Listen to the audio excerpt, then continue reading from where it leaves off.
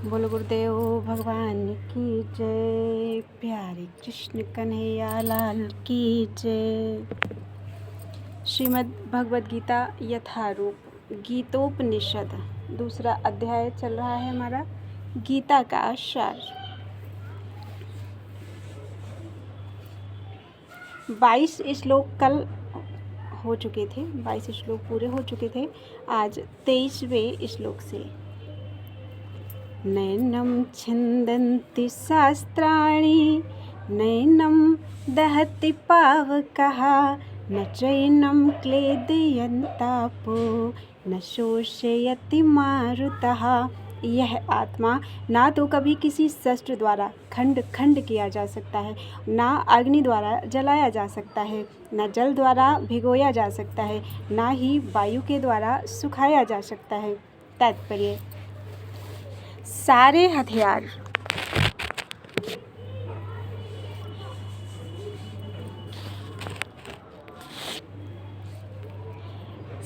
हथियार तलवार, आग्नेयास्त्र, वर्षा के अस्त्र, चक्रवात आदि आत्मा को मारने में असमर्थ हैं।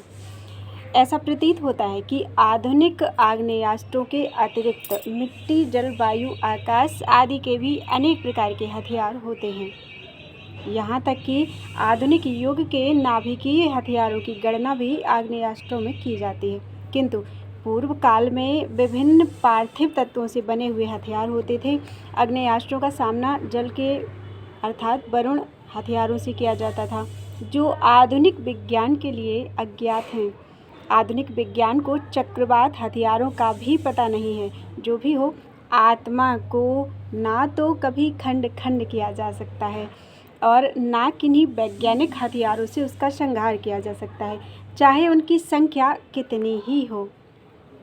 मायावादी इसकी व्याख्या नहीं कर सकते और कि जीव किस प्रकार अपने अज्ञान के कारण उत्पन्न हुआ है और तत्पश्चात माया की शक्ति से आवृत्त हो गया। ना ही आदि परमात्मा से जीवों को विलग कर पाना संभव था। प्रत्युत सारे जीव परमात्मा से विलग हुए अंश हैं।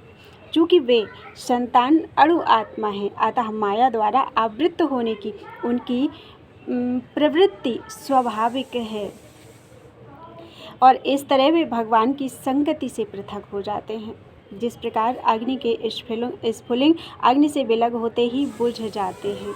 यद्यपि इन दोनों के गुण समान होते हैं, ईश्वर के और जीव के दोनों के गुण समान होता है। वो सागर हैं, हम उनकी बूंद हैं, तो दोनों के गुण समान होते हैं। वराह पुराण में जीवों को परमात्मा का भिन्न अंश कहा गया है। भगवद गीता के अनुसार भी वे शाश्वत रूप से ऐसे ही हैं। अतः मोह से मुक्त होकर भी जीव पृथक अस्तित्व रखता है, जैसा कि कृष्ण द्वारा अर्जुन को दिए गए उपदेशों से स्पष्ट है।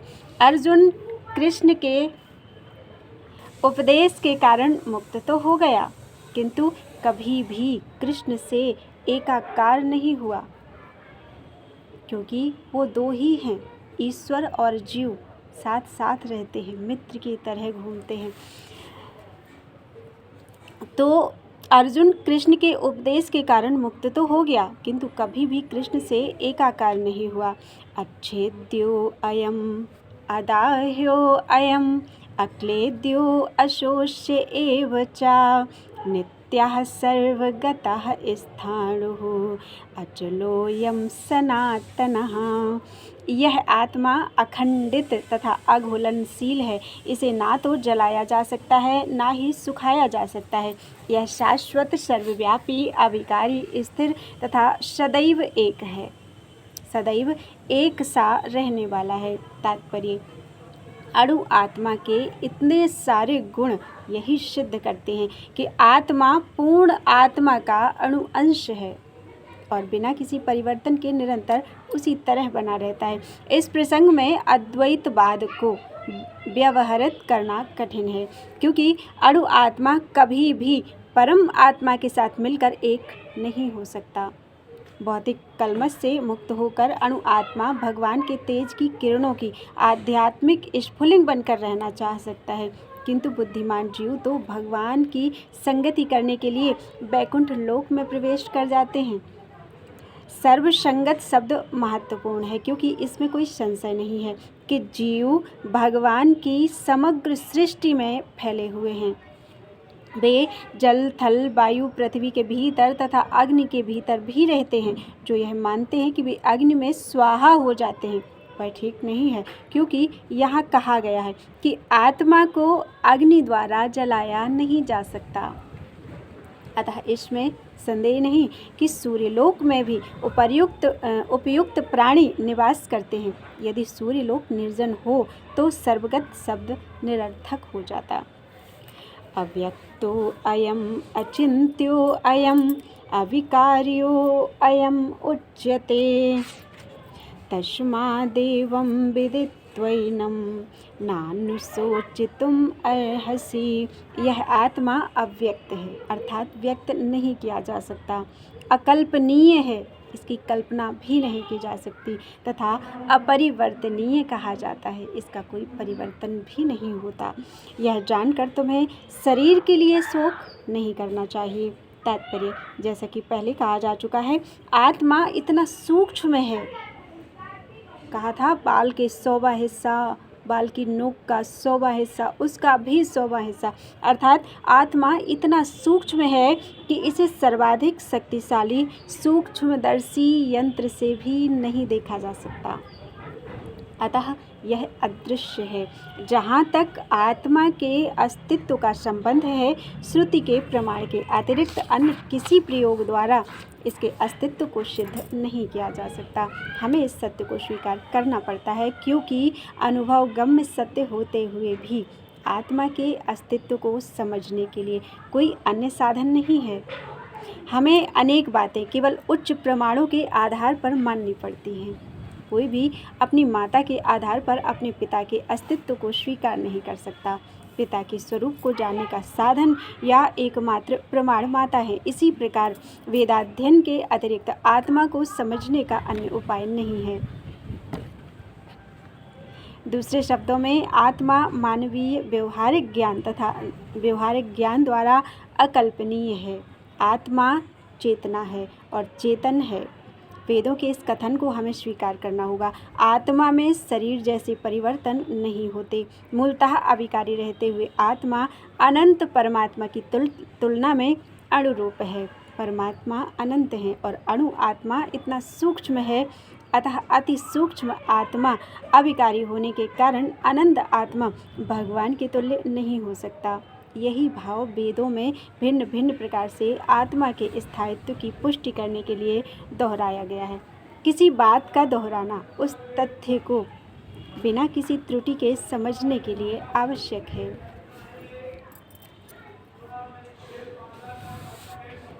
अथ चैनं नित्यजातं नित्यं वा मन्यसे मृतं तथापि त्वं महाबाहो नैनं सोचितुम् अर्हसि। किंतु यदि तुम सोचते हो कि आत्मा अथवा जीवन का लक्षण सदा जन्म लेता है तथा सदा मरता है, तो भी हे महाबाहु, तुम्हारे शोक करने का कोई कारण नहीं है। सदा से दार्शनिकों का ऐसा वर्ग चला आ रहा है जो बौद्धों के ही समान यह नहीं मानता कि शरीर के परे भी आत्मा का स्वतंत्र अस्तित्व है। ऐसा प्रतीत होता है कि जब भगवान कृष्ण ने भगवद गीता का उपदेश दिया तो ऐसे दार्शनिक विद्यमान थे और लोकायतिक तथा वैभाषिक नाम से जाने जाते थे। ऐसे दार्शनिकों का मत है कि जीवन के लक्षण भौतिक संयोग की एक परिपक्वावस्था में ही ऐसा घटित होता है। भौतिक संयोग की एक परिपक्वावस्था में ही घटित होते हैं। आधुनिक भौतिक विज्ञानी तथा भौतिकतावादी दार्शनिक भी ऐसा ही सोचते हैं। उनके अनुसार शरीर भौतिक तत्वों का संयोग है और एक अवस्था ऐसी आती है जब भौतिक तथा रासायनिक तत्वों के संयोग से जीवन के लक्षण विकसित होते हैं। नृतत्व विज्ञान इसी दर्शन पर आधारित है। संप्रति अनेक छद्म धर्म जिनका अमेरिका में प्रचार हो रहा है, इसी दर्शन का पालन करते हैं और साथ ही शून्यवादी अभक्त बौद्धों का अनुसरण करते हैं। यदि अर्जुन को आत्मा के अस्तित्व में विश्वास नहीं था, जैसा कि वैभाषिक दर्शन में होता है, तो भी उसके शोक करने का कोई कारण नहीं था। कोई भी मानव थोड़े से रसायनों की क्षति के लिए शोक नहीं करता तथा अपना कर्तव्य पालन नहीं त्याग देता है। दूसरी ओर आधुनिक विज्ञान तथा वैज्ञानिक युद्ध में शत्रु पर विजय प्राप्त करने के लिए न जाने कितने टन रसायन फूंक देते हैं।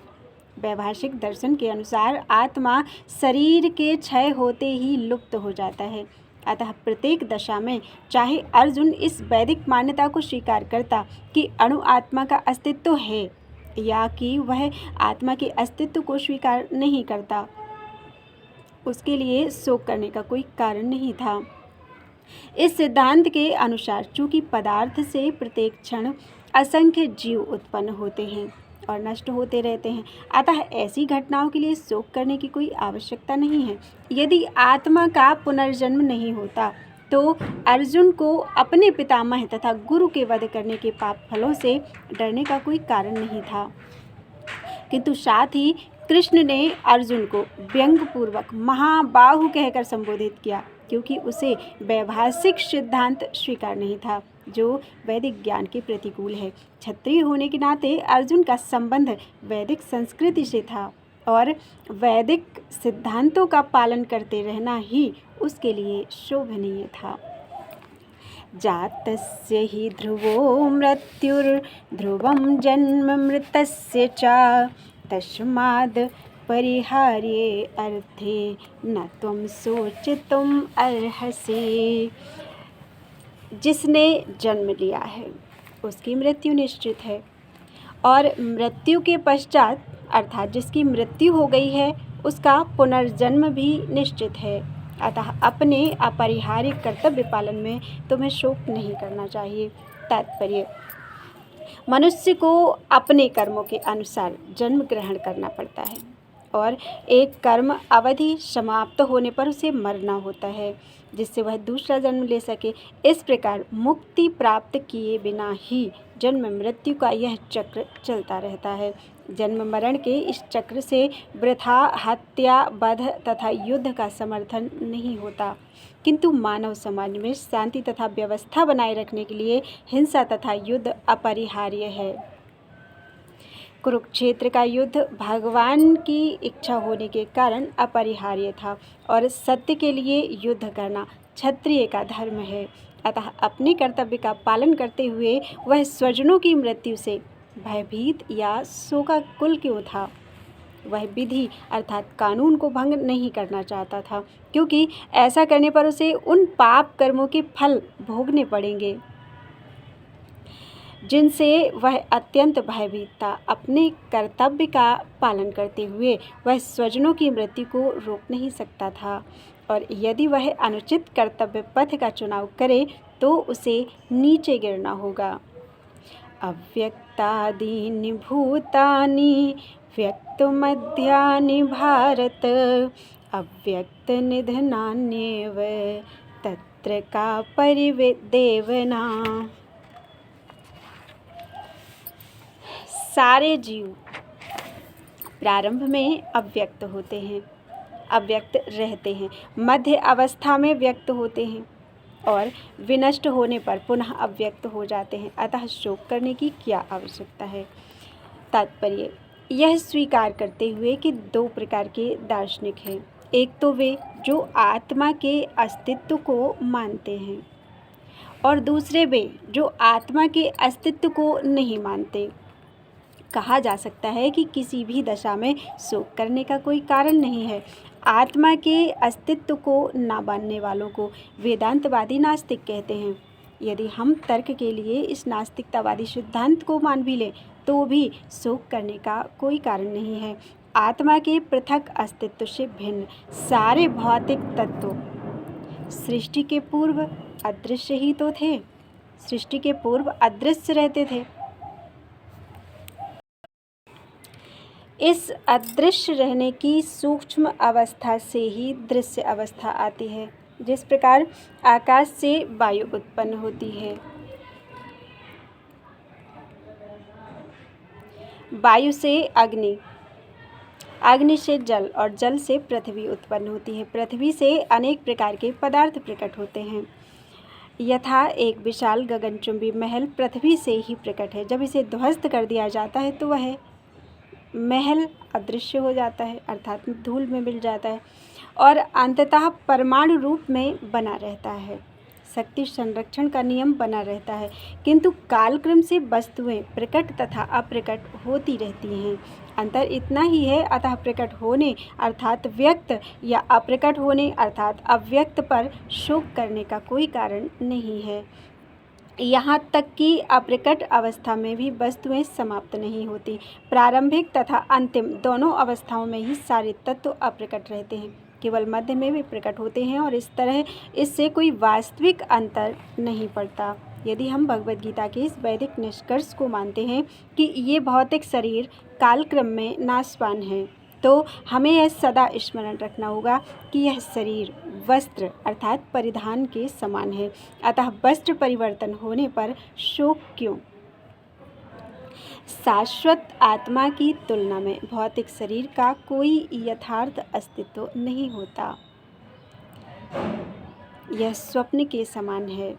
स्वप्न में हम आकाश में उड़ते या राजा की भांति रथ पर आरूढ़ हो सकते हैं, किंतु जागने पर देखते हैं कि ना तो हम आकाश हैं ना रथ पर। वैदिक ज्ञान आत्म साक्षात्कार को भौतिक शरीर के अनस्तित्व के आधार पर प्रोत्साहन देता है। अतः चाहे हम आत्मा के अस्तित्व को माने या ना माने, शरीर नाश के लिए शोक करने का कोई कारण नहीं है। आश्चर्यवत् पश्यति कश्चिदेनम् आश्चर्यवत् वदति तथैव चान्यः आश्चर्यवच्चैनमन्यः शृणोति श्रुत्वाप्येनं वेद न चैव कश्चित्। कोई आत्मा को आश्चर्य से देखता है, कोई इसे आश्चर्य की तरह बताता है तथा कोई इसे आश्चर्य की तरह सुनता है, किंतु कोई इसके विषय में सुनकर भी कुछ नहीं समझ पाता। तात्पर्य, चूँकि गीतोपनिषद उपनिषदों के सिद्धांत पर आधारित है, अतः कठोपनिषद में इस श्लोक का होना कोई आश्चर्यजनक नहीं है। कठोपनिषद का एक श्लोक है, श्रवणेयापि बहुभिर्यो न लभ्यः शृण्वन्तोऽपि बहवोऽयं न विद्युः आश्चर्यो वक्ता कुशलोऽस्य लब्धा आश्चर्यो अस्य ज्ञाता कुशलानुशिष्टः।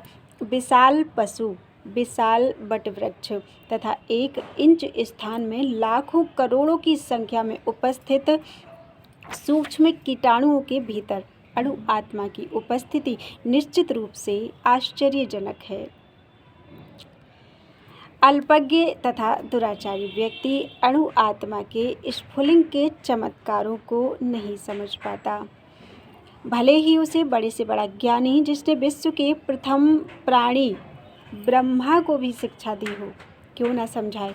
वस्तुओं के स्थूल भौतिक बोध के कारण इस युग के अधिकांश व्यक्ति इसकी कल्पना नहीं कर सकते।